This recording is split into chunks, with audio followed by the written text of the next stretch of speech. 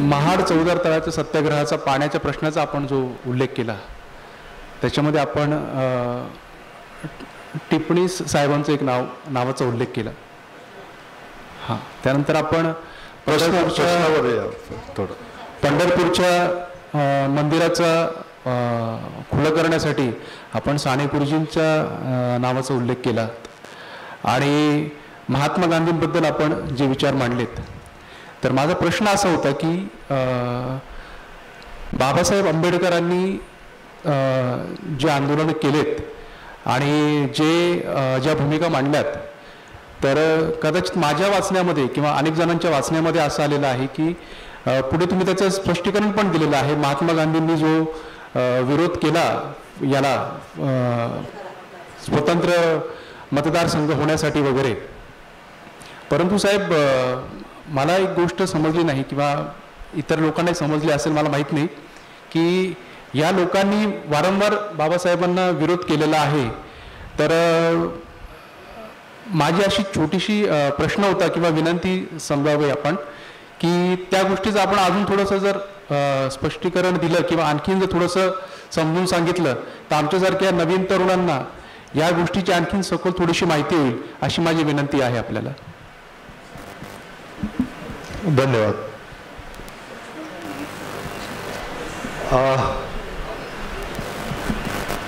मला खरं सांगायचं तर मला म्हणजे आपण सांगितलेलं ऐकलं, पण ह्याच्यात काही प्रश्न असा काही समजला नाही. म्हणजे त्यांची अपेक्षा अशी आहे की मी अधिक हे काही स्पष्ट करावं. आता असं आहे की स्पष्टच आहे, म्हणजे आंबेडकरांची भूमिका ही वर्णाश्रम व्यवस्थेला विरोध करणारी होती. गांधीजींची भूमिका ही जास्त मानवतावादी भूमिका होती. ह्या दोन्ही भूमिका त्या अर्थाने वेगळ्या वेगळ्या होत्या आणि प्रतिनिधित्वाबाबत अर्थातच म्हणजे गांधीजींची भूमिका हीच होती की असे वेगळे मतदारसंघ असणं योग्य असणार नाही आणि ती भूमिका आंबेडकरांनी त्यावेळेला स्वीकारली. आणि आणखीन तुम्हाला म्हणजे हां, वैचारिक मतभेद असून सुद्धा आणि दुसरं एक दोन गोष्टी सांगण्यासारख्या आहेत की जेव्हा महाडचा सत्याग्रह झाला त्यावेळेला आंबेडकरांनी त्या सत्याग्रहाच्या लोकांनी हे त्यांना देण्यासाठी ठेवलं जास्त क्लिअर आहे.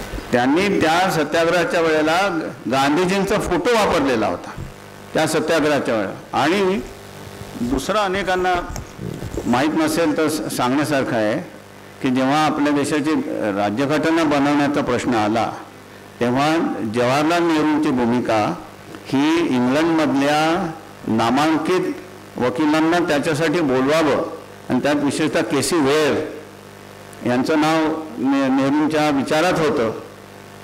आज आता हे कुठेही लिखित नाही, पण अनेक विचारवंतांनी असं सांगितलं आहे की गांधीजींनी हे सांगितलं की आपल्याला बाहेरचा कोणी असा घटना पंडित नको, आपल्या देशातच आहे, त्यालाच आपण याच्यामध्ये प्रमुख करूया, असं अनेक चरित्र लेखकांनी लिहिलेलं आहे. आता ह्याचे काही असे पुरावे असू शकत नाही, पण असं एकमेकांच्या भूमिकेबद्दल मर्यादित विरोध असून सुद्धा एकमेकांच्याबद्दल आदर असणं आणि शेवटी ध्येय काय आहे हे त्यांना समजत होतं ना दोघांनाही.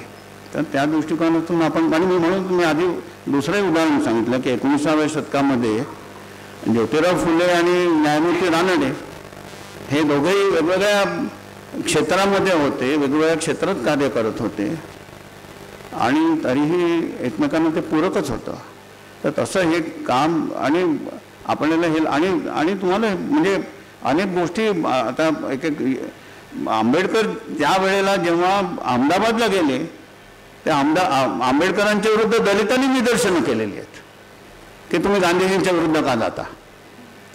आणि आज आता उलटी परिस्थिती झाली आहे की अहमदाबादच्या थिएटरमध्ये गांधीजींवरचा जर सिनेमा लागला तर दलित मंडळी तिथे हुर्रे करतात. म्हणजे अशी आता उलटी म्हणजे समज नसल्यामुळे निर्माण झाली. तर याच्यात आणखीन काही स्पष्ट करण्यासारखं आहे असं मला वाटत नाही. सर, निरंजन माझं नाव.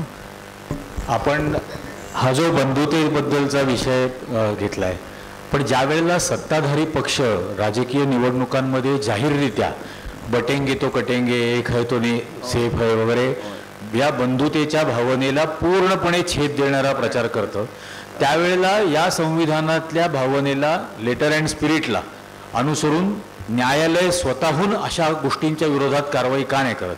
जे सुमोटो ॲक्च्युअली व्हायला हवे, जे अतिशय साध्या गोष्टींमध्ये सुमोटो ते घेतात, पण इतकी गंभीर गोष्ट घडत असून सुद्धा न्यायालय अशा वेळेला सत्ताधीशांच्या विरोधात काही करत नाही, हा एक विषय होता. आणि दुसरा, 26 जानेवारी 1950ला संविधान आल्यानंतर त्या आधीचे सर्व कायदे जे लेटर अँड स्पिरिटला, संविधानातला अभिप्रेत असलेल्या गोष्टींच्या विरोधात आहेत, ते आपोआप रद्द झाले. पण मग त्या परिस्थितीमध्ये आज तो बिहारमधला बोधगयेच्या बद्दलचा जो ॲक्ट आहे, जो 1949चा आहे, संविधान येण्याच्या आधीचा आहे, तो थेट रद्द होऊन तिथं ती वास्तू बौद्ध समाजाच्या लोकांच्या हवाली का नाही केली जात? आता पहिला जो प्रश्न आहे की आता जे निवडणुकीच्या वेळेला एका उत्तर प्रदेशमधल्या नेत्यांनी जे विधान केलं, ज्याचा निरंजन डकलेंनी उल्लेख केला, उत्तर प्रदेशमधल्या नेत्याचं कशाला पंतप्रधानांनी केलेलं एक विधान होतं, तेही आपल्याला माहिती आहे की आणि ते म्हणजे इंटरेस्टिंग आहे. म्हणजे असं की आपल्या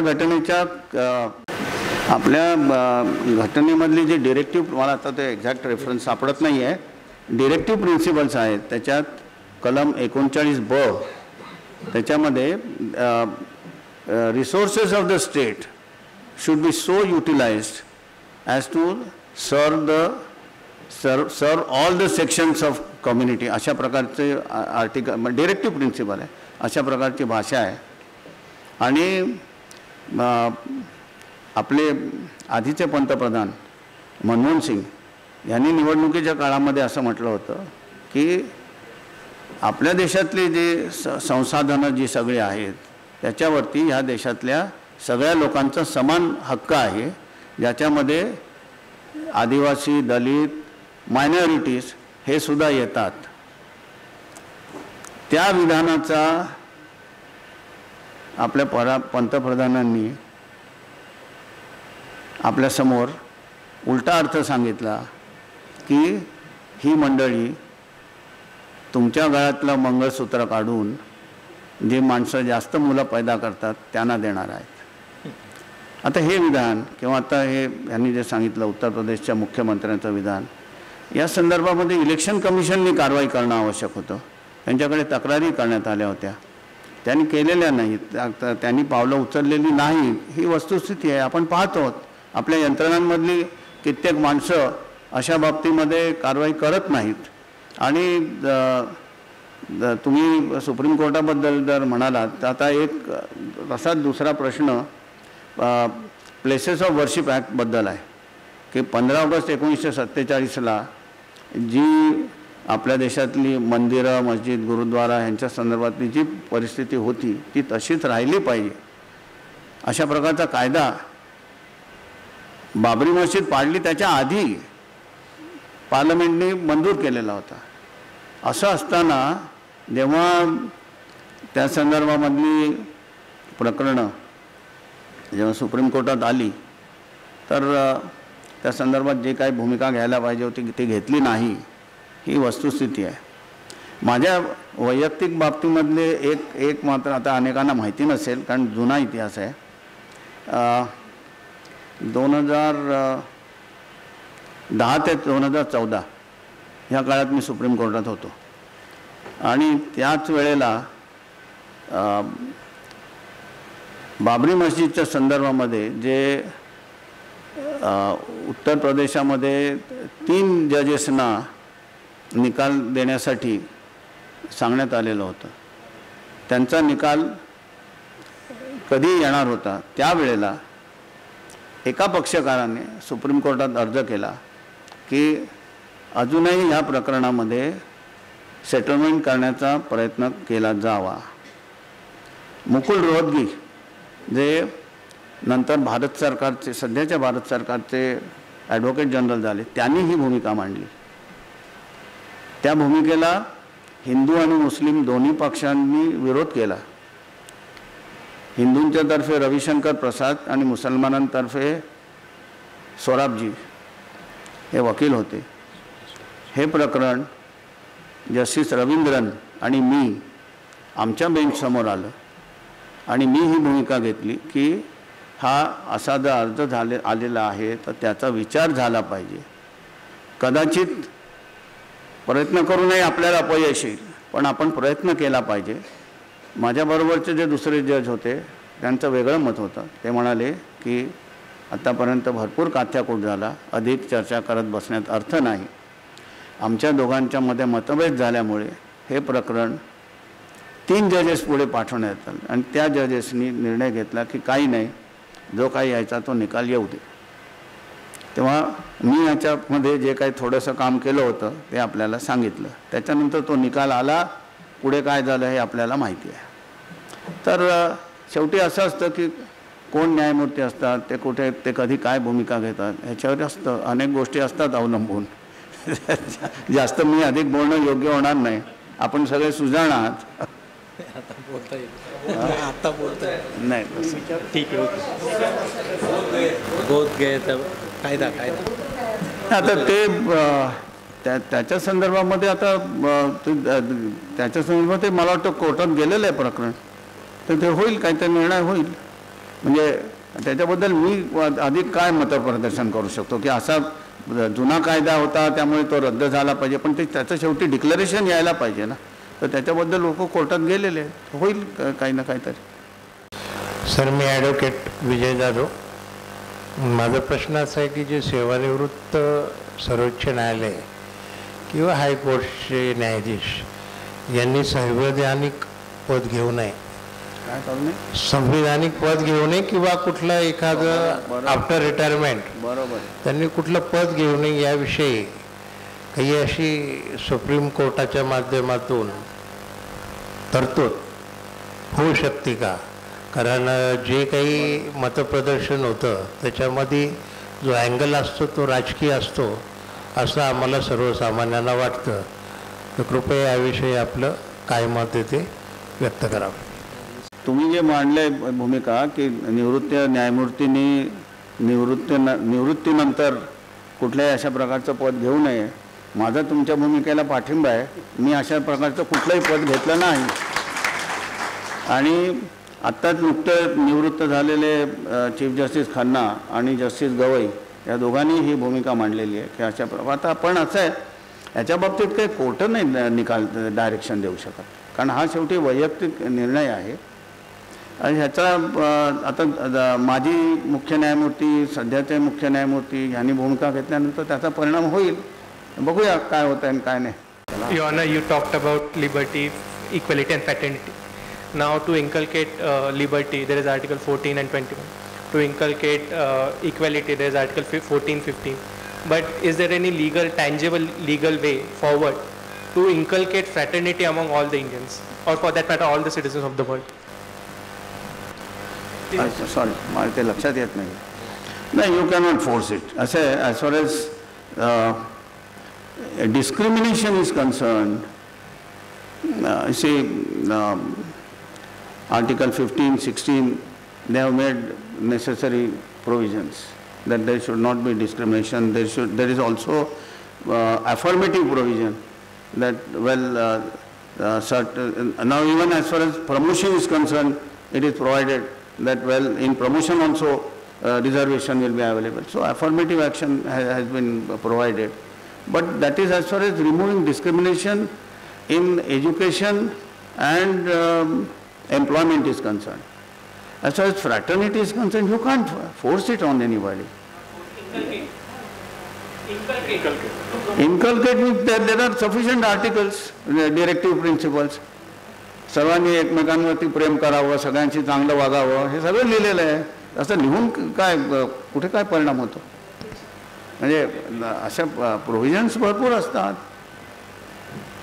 म्हणजे एनिवे असं काही अधिक करता येत नाही. जे नवीन कायदे केलेले आहेत जुने बदलून, त्यातनं काय साधलंय?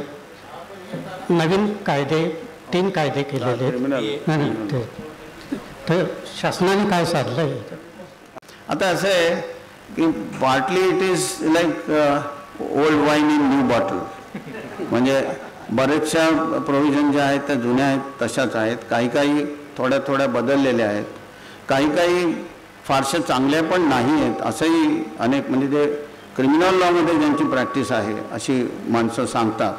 म्हणजे अशाही प्रकारच्या गोष्टी आहेत. पण म्हणजे माझा काही त्याच्यामध्ये मी काय त्याच्याबद्दल फार अभ्यास केलेला नाही आहे, त्यामुळे त्याच्याबद्दल मी मतप्रदर्शन करणं, कारण मी क्रिमिनल केसेस माझ्यासमोर आल्या हायकोर्टात सुप्रीम कोर्टात त्या मी डिसाईड केल्या. पण आता ह्या कायद्यांच्याबद्दल अधिक माझा आत्ता नवीन कायद्यांबद्दलचा अभ्यास नाही, त्यामुळे मी त्याच्याबद्दल काही सांगू नाही शकतो. वसंत एकबोटे. चांगलं. समान नागरी कायद्याचा वापर राजकारणासाठी सध्या होतो आहे, पण समान नागरी कायद्याच्या पाठीमागे न्यायाचं तत्व काय आहे आणि तो असावा का नसावा हे थोडंसं असं आहे. समान नागरी कायद्याचं असं समान नागरी कायदा what is meant is common civil law in civil matters. असे क्रिमिनल लॉ हा तर सगळ्यांना समान आहे, तो काही कम्युनिटीप्रमाणे वेगळा नाही. किंवा काही काही आता हे जे आपले फायनान्शियल मॅटर्सबद्दलचे जे कायदे आहेत, कॉन्ट्रॅक्ट आहे, निगोशिएबल इन्स्ट्रुमेंट ॲक्ट आहे, हे सगळ्यांना सारखेच आहेत. म्हणजे इस्लामप्रमाणे काय व्याज घेऊ नये तर अशी तुम्ही काय कोर्टात ऑर्डर नाही घेऊ शकत की हा मुसलमान प्लेंटिफ आहे त्याला व्याज देण्याची ऑर्डर देऊ नका. त्यांनी नाही घेतलं स्वतःहून तर तो त्याचा प्रश्न आहे. की आमचे मित्र आहेत लखनौला जज, ते व्याज घेत नाहीत कोणाकडून नाही, कुठच्या बँकेकडून नाही व्याज घेत नाहीत, त्याचा प्रश्न आहे. पण तो समान आहे कायदा. पेटंट, ट्रेडमार्क, कॉपीराईट हे सगळं कायदा समान आहे सगळ्यांसाठी. हे म्हणजे आर्थिक बाबतीतले कायदे सगळे समान, इन्कम टॅक्स ॲक्ट सगळ्यांना समान आहे, तो काही वेगळा नाही. By civil you mean normally what is meant is a law relating to marriage, adoption, maintenance, ह्याच्याबद्दल एकच असावा. आता ह्याच्याबद्दल असं आहे की आपल्या घटनेमध्ये आहे प्रोव्हिजन आहे, तसा प्रयत्न केला जावा. पण आज असं बऱ्याच जणांचं मत आहे की आज जो प्रयत्न केला जातो आहे तो मुद्दामून एका कम्युनिटीला डिस्क्रिमिनेट करण्यासाठी केला जातो आहे. तर ही भावना वाईट आहे अशा प्रकारची. आणि आता उदाहरणार्थ वक्फच्या संदर्भामध्ये सुद्धा आता जो नवीन जे काही सुधारणा आणण्यात आली आहे, आता पुन्हा त्याच्याबद्दलची ऑर्डर सुप्रीम कोर्टाकडून अपेक्षित आहे. पण आधीच्या बेंचनी दोन बाबतीमध्ये म्हणजे वर्क्स बाय कस्टम आणि दुसरं म्हणजे कोणी वर्कसाठी डोनेशन देऊ शकतो याच्याबद्दल आधीच्या बेंचनी काही ऑब्झर्वेशन्स केली होती. पण आता नवीन बेंच काय डिसिजन देते ते पण त्याच्याबद्दल म्हणजे आता उदाहरणार्थ वर्क्सच्या संदर्भामध्ये सुद्धा अनेक गोष्टी चुकीच्या आहेत, त्या दुरुस्त झाल्या पाहिजेत. प्रश्न असा आहे की त्या तुम्ही कशा करता. म्हणजे कोणाला तरी टार्गेट करण्यासाठी तुम्ही जेव्हा करता तेव्हा मग त्याचा विरोध होतो. तर सिव्हिल लॉमध्ये समान कायदा व्हावा. आज अनेक युरोपियन देशामध्ये सगळीकडे civil law, common civil law आहे, कुठे असं धर्माप्रमाणे वेगळा कायदा नाही आहे. आणि गोव्यामध्ये सुद्धा जिथे जेव्हा पोर्तुगीज ग्रॅज्युएट होती तेव्हापासून गोव्यामध्ये समान सिव्हिल लॉ आहे. नाही अशातला भाग मी तो चालू आहे, अजूनही ठेवलेला आहे. पण आता असं तुम्ही एखाद्या राज्यामध्येच करणं हे कितपत योग्य आहे असाही एक प्रश्न आहे. मग अशी मी बोलताना म्हणालो की फक्त उत्तराखंड उदाहरणार्थ गुजरात करणार किंवा असं करणं हे काही योग्य होईल असं मला वाटत नाही. करायचं तर ते संबंध देशासाठी करावं लागेल आणि ते सगळ्यांच्या सहमतीने सगळ्यांना विचारात घेऊन विश्वासात घेऊन करायला पाहिजे. जबरदस्तीने करून ते करणं योग्य नाही होणार. उत्तर प्रदेशमध्ये कॉलेज खंडपीठामध्ये डॉक्टर बाबासाहेब आंबेडकरांचा पुतळा जो बसवण्याचं ठरवलेलं होतं त्याच्यामध्ये वकिलांच्या 2 गटांनी त्या ठिकाणी विरोध केला होता. तर या 2 गटातील वकिलांना बंधुत्व शिकवण्याची गरज आहे का? आहेच, अर्थातच आहे, अर्थात आहे.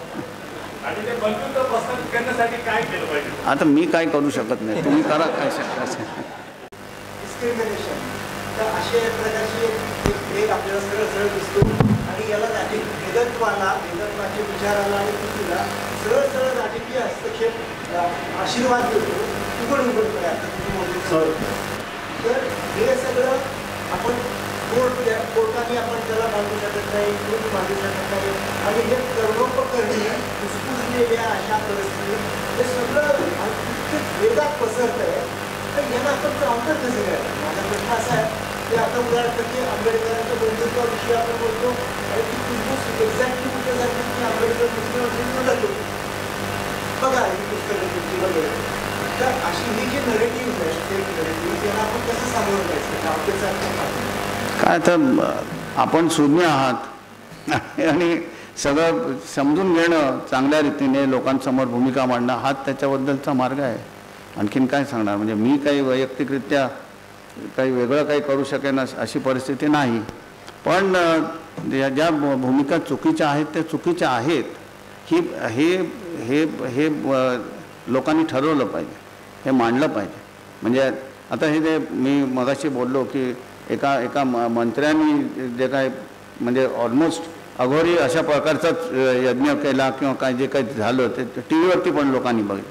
ह्याच्याविरुद्ध लोकांनी भूमिका घेतली पाहिजे की हे त्यांच्याविरुद्ध कारवाई झाली पाहिजे. म्हणजे अंधश्रद्धा निर्मूलन समितीने भूमिका घेतलेली आहे की त्यांच्याविरुद्ध कारवाई झाली पाहिजे. पण आता ते म्हणतात की मी तसं काही करतच नव्हतं. आता ते उद्या म्हणजे जाईल कोर्टामध्ये. पण शेवटी अशा गोष्टी म्हणजे जेव्हा मोठ्या पदावरची व्यक्ती अशा प्रकारच्या गोष्टी करते तेव्हा त्याला एक मान्यता मिळत जाते ना. म्हणजे लहानसहान माणसांनी आणि अनेक ठिकाणी असे काय ते लिंबू मारायचे, काय हे मारायच्या, मिरच्या मारायच्या आणि अमुक आणि तमुक अशा प्रकारचे काय काय उद्योग चालू असतात. म्हणजे जास्त आणि जितकी माणसं कमी शिकलेली असतात त्यांच्यामध्ये जास्त असतं. म्हणजे सुशिक्षित माणसं नसतं अशातला भाग नाही आहे. पण तर ते त्याच्याबद्दल भूमिका घेतली पाहिजे एवढंच म्हणू शकतो मी. आणि काय म्हणणार? माझं नाव दत्तू गाणे. तुम्ही गांधीजीचा बुद्धांचा उल्लेख केला तर जिथं बुद्धांनी पण मानवता सांगितलेली आहे आणि अहिंसा सांगितलेली आहे, तर गांधीजींनी पण अहिंसा सांगितले. तर इथं गांधीजीची अहिंसा स्वीकारली जाते पण बुद्धाची पाहिजे तशी का स्वीकारली जात नाही? म्हणजे बुद्धांची अहिंसा स्वीकारायची म्हणजे काय करायचं, काय आपल्याला अपेक्षित आहे म्हणजे ते सांगितलं तर मला समजू शकेल. म्हणजे आणि बुद्धाची अहिंसा आपण म्हणतो पण बुद्ध धर्म पाळणारे हे सगळीकडे अहिंसक पद्धतीने वागतात अशी परिस्थिती नाही आहे. म्हणजे ब्रह्मदेशामध्ये काय चाललेलं आहे, श्रीलंकेत काय चाललेलं आहे हे सुद्धा बघण्यासारखं आहे. म्हणजे अमुक धर्माची माणसं असली तर ती वेगळी वागतील असं नाही. बर्मामधून जुना ब्रह्मदेश आताचा म्यानमार रोहिंग्या मुसलमानांना हाकलून काढलेलं आहे का ते मुसलमान आहेत म्हणून, आणि ते बांगलादेशात आणि भारतात आलेले आहेत. श्रीलंकेमध्ये बौद्ध धर्मीय लोकांनी हिंदूंच्या विरुद्ध जे तामिळ भाषिक होते त्यांच्याविरुद्ध केवढं हत्याकांड केलं, अक्षरशः हत्याकांड केलं. तेव्हा ते धर्मावरती काही अवलंबून नसतं. आता बुद्धाचा जो विचार आहे आणि तो आणि गांधी म्हणजे रवींद्रनाथांनी म्हटलं की बुद्धाच्या नंतर हा पहिला माणूस असा होता की जो देशातल्या गरीब माणसासमोर त्याच्या वेशात, त्याच्या भाषेत, त्याची परिस्थिती समजणारा असा उभा होता. मी ॲडव्होकेट अनिता जगताप. मला एकच प्रश्न आहे, आत्ता सध्याचे जे वातावरण चालू आहे त्यामध्ये आपण भारतीय आहोत की हिंदू आहोत, आणि आपण आपल्याला हिंदू म्हणायचं की भारतीय म्हणायचं? मग तुम्हीच द्या ना उत्तर त्याचं. तुम्ही देऊ शकाल. आणि त्याच्यात मला तुमच्याकडून अपेक्षित आहे एक सर्वोच्च न्यायालयाचे. एक मिनिट ऐका, ह्याच्यामध्ये काही कॉन्ट्रडिक्शन नाही आहे. तुम्ही भारतीय असू शकता आणि तुम्ही हिंदूही असू शकता, त्याच्यात काही कॉन्ट्रडिक्शन नाही आहे. नाही मग हिंदू असं आहे, एक मिनिट ऐका. हिंदू म्हणजे जे स्वतःला हिंदू म्हणून अतिरेकी प्रकार करतात ते काय हिंदुत्वाचे ठेकेदार नाही आहेत. आपल्या महाराष्ट्रामध्ये जो वारकरी संप्रदाय आहे, ज्ञानेश्वर, तुकाराम, नामदेव, एकनाथ यांनी जो वर्षानुवर्ष महाराष्ट्रात पसरवला आणि आता जे सगळे वारकरी जातात तिथं हे काय अशा वेड्या विचाराचे नसतात. ते सर्व धर्म मानणारेच असतात, सर्व पंथ मानणारे असतात. आणि त्यामुळे ते काही हिंदू असणं आणि भारतीय असणं ह्याच्यामध्ये काही कॉन्ट्रडिक्शन नाही आहे. पण हिंदू धर्म म्हणजे काय हिंदू धर्माची कुठली परंपरा तुम्ही तो कसा समजून घेता याच्यावर अवलंबून आहे. हिंदू धर्मामधल्या माथेपुरी गोष्टी जर तुम्ही स्वीकारायच्या असल्या तर तो भाग वेगळा आहे. तो भारतीयत्वाशी कॉन्ट्रॅडिक्टरी आहे. पण हिंदू धर्मामध्ये चांगल्या गोष्टी भरपूर आहेत. म्हणजे आता मगाशी मी जसं सांगितलं की मनुस्मृतीमध्ये लिहिलेली मी तुम्हाला काही वचनं सांगितली तर ती अर्थातच स्वीकारार्ह नाही आहेत. पण दुसऱ्या बाजूला संतांची वचनं ही अर्थातच स्वीकारार्ह आहेत. म्हणजे हे सगळं आपण बघायला पाहिजे. Justice delayed is justice denied असं म्हटलं जातं. बऱ्याचशा केसेस इतक्या प्रलंबित आहेत की जनतेला असं वाटत नाही की आपल्याला पुढे न्याय मिळू शकेल आणि ती निराशा समाजामध्ये दिसून येते. उदाहरणार्थ ठाकरे सरकारानं जे बरखास्त केलं तर त्या संदर्भातल्या एक विशेषात्म जाणवत होते. असं आहे केसेस लांबतात हे आपण पाहतोच आहोत. त्याला काही माझ्या हातात काही उत्तर नाही आहे. इथे सगळी इथे वकील मंडळी बसली मोठी मोठी थोर ते कोर्टात जात असतात आणि प्रत्येक केसमध्ये 2 पार्टीज असतात. एका पार्टीला केसचा निकाल लवकर हवा असतो आणि दुसऱ्या पार्टीला नको असतो. एक मालकाने केस दाखल केली भाडुताला जागेमधून बाहेर काढावं तर मालकाला लवकर चालवायची असते, भाडुताला लवकर नसते चालवायची. मग भाडुताचा वकील तारखा मागत बसतो. तेव्हा हे सगळं असतंच. पण तुम्ही महाराष्ट्राच्या विधानसभेच्या संदर्भातला प्रश्न विचारला की ठाकरे सरकार ते जे काय ते झालं आता ते अजून ते प्रकरण प्रलंबित आहे. म्हणजे आणि पण दुसऱ्या बाजूला तुम्ही हे पण पाहिलं की राज्यपालांनी वेळेमध्ये निर्णय न घेणं ह्याच्याबद्दल सुप्रीम कोर्टाने डायरेक्शन दिलेली आहे.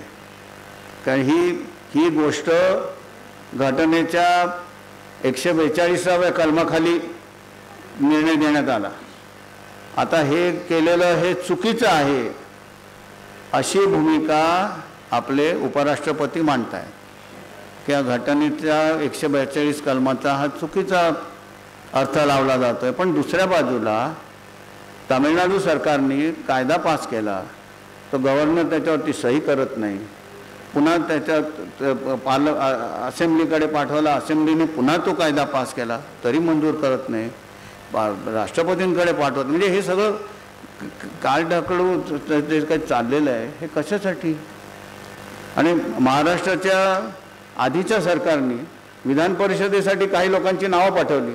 राज्यपाल बसून राहिले, त्याच्यावर त्यांनी सहीच केली नाही. मग त्यांची टर्म पण संपून गेली. तर हे राज्यपालांचे जे हक्क आहेत त्याच्यावरती आता सुप्रीम कोर्टाने अंकुश लावलेला आहे. पण विधानसभेने निर्णय घेण्याच्या बाबतीमध्ये विधानसभेच्या सभापतींनी निर्णय घेण्यासाठी वेळ ठरवून देणं ह्याचाही कदाचित सुप्रीम कोर्ट विचार. आता ह्याच्यामध्ये कसं होतं की असं जी माणसं ज्या कुठल्या जबाबदारीच्या जागी असतात ती आपल्या जबाबदारीच्या भूमिकेचा विचार न करता आपण कुठल्या पक्षाचे आहोत त्याचा विचार करतात आणि त्यामुळे संबंध यंत्रणा ताणली जाते.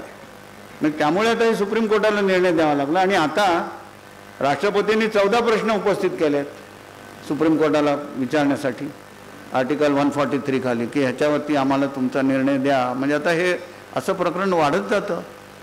तर हे दुर्दैवी आहे. पण आता काय करणार, जे आहे ते आपण बघतो. पण कोर्टात खटले लांबतात ही वस्तुस्थिती आहे. सिव्हिल क्रिमिनल सगळ्या प्रकारचे लांबतात ही वस्तुस्थिती. मी ॲडव्होकेट मंगेश चंद्र मोरे. माझा असा प्रश्न आहे 2015 साली जी कॉलेजियम सिस्टम आली ती कितपर्यंत योग्य आहे हे आपल्याकडून मला ऐकायचं. नाही, कॉलेजियम सिस्टीम योग्य आहे असाच सुप्रीम कोर्टाने निर्वाळा दिलेला आहे आणि तो तसा असल्यामुळे सध्या ती पद्धत चालू आहे. काहीतरी सुधारणा करायची असेल तर ती रितसर नीट पद्धतीने करायला पाहिजे. त्याच्यावरही उपराष्ट्रपती बोलत आहेत आजचे आपले की हे सगळं तुम्ही घटनेमध्ये काय आहे, in consultation with chief justice अशी भाषा आहे. पण इन कन्सल्टेशनचा अर्थ इन कन्करन्स असा सुप्रीम कोर्टाने लावला. याचं कारण शेवटी असं आहे की काही काही गोष्टी घडत जातात. इंदिरा गांधींच्या काळामध्ये कमिटेड जजेस पाहिजेत. जजेसची नावं पाठवलेली असतात, ती क्लिअर होत नसत. एकदा काही नावं तेव्हाच्या चीफ जस्टिसनी इंदिरा गांधी पंतप्रधान असताना त्यांच्याकडे पाठवलेली. इंदिरा गांधींना एक पर्टिक्युलर जज आणखीन अपॉइंटमेंट त्याची होणं आवश्यक वाटत. चांगलेच होते ते जज, त्यांच्या विरुद्ध काही म्हणजे काही इंदिरा गांधींना तो ते योग्य वाटत होते म्हणून जे कारण ते वाईट होते अशातला काही भाग नाही, चांगलेच जज होते. पण इंदिरा गांधींनी ती फाईल ठेवून दिली. त्यावेळेला कॉलेजियम सिस्टीम नव्हती. तेव्हाचे जे चीफ जस्टिस होते ते असं आहे, जजेस चीफ जस्टिस आणि प्राईम मिनिस्टर, चीफ जस्टिस आणि चीफ मिनिस्टर यांच्या ॲडमिनिस्ट्रेटिव्ह कामासाठी मीटिंग्स होत असतात. तर मी अलाहाबाद उच्च न्यायालयाचा, मद्रास उच्च न्यायालयाचा मुख्यमंत्री होतो. मी जेव्हा उत्तर प्रदेशमध्ये मुख्य न्यायाधीश होतो, सॉरी मुख्यमंत्री नव्हतो आणि व्हायचंही नाही. अलाहाबादमध्ये मुख्य न्यायमूर्ती असताना पहिले 2-3 महिने मुलायम सिंग होते, पण नंतर निवडणूक हारल्यानंतर मायावती मुख्यमंत्री होते. मी मद्रासमध्ये मुख्य न्यायमूर्ती असताना करुणानिधी मुख्यमंत्री होते. तर ॲडमिनिस्ट्रेटिव्ह काम आता करुणानिधींची तब्येत ठीक नसायची म्हणून त्यांचे लॉ मिनिस्टर, पण चीफ जस्टिस आणि चीफ मिनिस्टर यांची साधारण 3 महिने. आता मुंबईमध्ये मी सिनियर जज असताना तेव्हाचे मुख्यमंत्री विलासराव देशमुख होते आणि विलासराव आणि म्हणजे तेव्हा आम्ही सिनियर जजेस त्यांच्याबरोबर आमची ॲडमिनिस्ट्रेटिव्ह मीटिंग व्हायची. तर अशा प्रकारच्या मीटिंग्स होत असतात. तर अशा एका मीटिंगमध्ये तेव्हाच्या चीफ जस्टिस ऑफ इंडियानी पंतप्रधानांना विचारलं, म्हणाले की मॅडम अनेक महिने झाले आमची लिस्ट पेंडिंग आहे तुमच्याकडे, काही त्याच्यावरती निर्णय होत नाही. पंतप्रधान म्हणाले ठीक आहे, मी लॉ मिनिस्टरना तुम्हाला भेटायला सांगते. लॉ मिनिस्टरनी त्यांना सांगितलं की अमुक अमुक जज सुप्रीम कोर्टात यावेत असं आमचं मत आहे. तेव्हाच्या चीफ जस्टिसनी ते स्वीकारलं. म्हणजे चांगलेच होते जे जज, पण या मधल्या काळामध्ये बराच काळ निघून गेलेला होता आणि ती आधीची जी नावं पाठवली होती आणि हे नाव हे सगळे एकत्र जजेस झाले सुप्रीम कोर्टात. हे मला तेव्हाच्या चीफ जस्टिस यांनी निवृत्त झाल्यानंतर सांगितलेलं आहे. मी कोणाची नावं घेणार नाही. आत्ताचे चीफ जस्टिस ऑफ इंडियाने असं सांगितलेलं आहे की आम्ही जी यादी पाठवतो ती तुम्ही सेग्रेगेट करू नका. म्हणजे आज कॉलेजियम सिस्टीम असून सुद्धा आत्ताचं सरकार लिस्ट स्प्लिट करतं, काही नावं क्लिअर करतं, काही मागे ठेवतं. हे योग्य नाही असं आत्ताचे चीफ जस्टिस ऑफ इंडियानी सांगितलेलं आहे. कॉलेजियम सिस्टीम असून तर आज जर कॉलेजियम सिस्टीम नसती तर अधिक योग्य गोष्टी झाल्या असत्या असं म्हणता येत नाही. माझं नाव संजय सावे आहे. मी लॉ ग्रॅज्युएट आहे आणि माझा शिक्षकी पेशा आहे. खरं म्हणजे माझा प्रश्न डिस्क्वालिफिकेशनच्या संदर्भामध्ये होता, परंतु त्याचा निकाल कधी लागेल. पण आता मी प्रश्न माझा बदलतो की मागच्या 2.5 वर्षामध्ये एकनाथ शिंदे साहेबांनी फडणवीस साहेब राज्यपालांकडे गेले होते, तेव्हा एकनाथ शिंदे साहेबांचा कोणताच पक्ष नव्हता. तर कोणताही पक्ष नसलेल्या एखाद्या आमदाराला सरकार स्थापन करण्यासाठी राज्यपालांकडे जाता येते का आणि राज्यपालांना त्यासाठी परवानगी देता येते का घटनात्मक दृष्ट्या? आता असं आहे, सरकार स्थापन करायचं असेल तर बहुमत पाहिजे. कुठल्याही पक्षाचा असो का नसो, बहुमत असेल तर तुम्ही जा मुख्यमंत्री बनण्यासाठी राज्यपालांकडे, करतील. ठीक आहे, मला असं वाटतं आपण भरपूर प्रश्न एक शेवटचा फक्त. बरं चला, हा शेवटचा राहील. सर हो, माझं नाव ॲडव्होकेट संजय खरे. माझा प्रश्न असा आहे सर की आपण या व्याख्यानात आपण सांगितलं की वाचन संस्कृती लोप पावत चाललेली आहे, सोशल मीडिया वगैरे प्रबळ झालेला आहे. परंतु सर आता बऱ्याच वेळेस कोर्टात ट्रायल चालू असताना आपले TV चॅनल्स त्यांचे मतं प्रदर्शित करत असतात. याच्यावर अंकुश ठेवण्यासाठी आपलं सुप्रीम कोर्टात काही प्रोव्हिजन आहेत का, त्या का वापरल्या जात नाहीत? तुम्ही जे सांगताय चालू आहे ना, तुम्ही सांगताय ते अगदी योग्य आहे. कंटेम्प्ट ऑफ कोर्ट ॲक्ट खाली याच्याबद्दलच्या प्रोव्हिजन्स आहेत. दुर्दैवाने आणि तुम्ही म्हणाल ते अगदी बरोबर आहे, कोर्टात प्रकरण चालू असताना सुद्धा त्याच्यावरती कॉमेंट्स केले जातात, मतप्रदर्शन केलं जातं, मत बदललं जावं म्हणून दडपण आणलं जातं. हे सगळं गैर आहे. त्याच्यासाठी कंटेम्प्ट ऑफ कोर्ट आहे, ॲक्ट आहे. पण आता कुठल्या तरी एका पार्लमेंटच्या मेंबरनी अशा प्रकारची काही विधानं केली होती आणि चीफ जस्टिस ऑफ इंडिया म्हणाले की आवर शोल्डर्स आर ब्रॉड. मग ठीक आहे, आता त्यांची भूमिका असू शकते. पण माझ्या बाबतीमध्ये झालेलं एक प्रकरण तुम्हाला सांगतो. पुन्हा मी नावं घेणार नाही. मी असिस्टंट गव्हर्नमेंट प्लेडर असताना हायकोर्टात मुंबईच्या एक प्रकरण असं आलं की काहीतरी सरकारच्या विरुद्ध रिट पिटिशन दाखल करण्यात आलं होतं. आणि काय होतं, लोक काय करतात, आदल्या दिवशी पेपर्स गव्हर्नमेंट प्लेडर्सच्या ऑफिसवरती सर्व करतात आणि दुसऱ्या दिवशी कोर्टात उभे राहतात ऑर्डर मागण्यासाठी. त्यामुळे तर सरकारी वकील काय करतो, तो एवढंच सांगतो की बाबा आम्हाला कालच पेपर्स मिळाले आहेत, आम्हाला इन्स्ट्रक्शन घेण्यासाठी मुदत पाहिजे, 4 आठवडे, 1 आठवडा म्हणा, 2 आठवडे म्हणा, मुदत द्या. तर अशा एका प्रकरणामध्ये मी सरकारी वकील असल्यामुळे हायकोर्ट बेंचला सांगितलं की बाबा मला कालच कागद मिळाले, 1 आठवडा 2 आठवड्याची मुदत द्या. कोर्टाने मुदत दिली. त्या दुसऱ्या बाजूच्या पार्टीने काय करावं, म्हणजे त्यांनी एका प्रसिद्ध मराठी वर्तमानपत्रामध्ये बातमी छापून आणली की सरकारी वकील हेमंत गोखले यांनी न्यायालयाला असं सांगितलं की ह्या प्रकरणातले कागद गहाळ झालेले आहेत आणि म्हणून ह्याच्यामध्ये आम्हाला मुदत देण्यात यावी.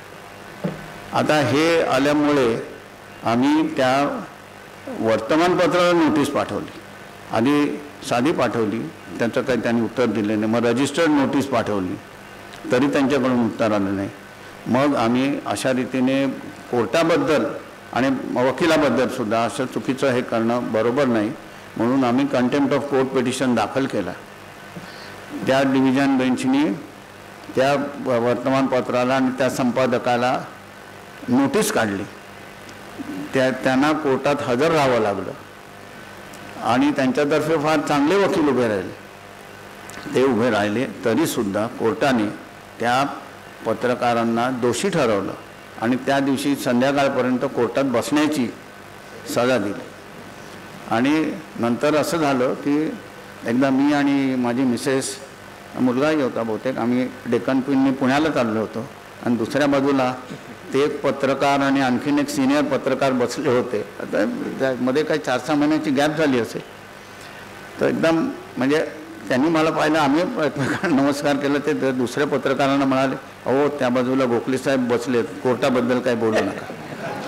ते जमती अशा होत असतात. पण आहे, पॉवर आहे, पण ती स्पेअरिंगली वापरावी अशी भूमिका आहे. तलवार आहे म्हणून ती सगळ्यांना कापत नाही बसायचं.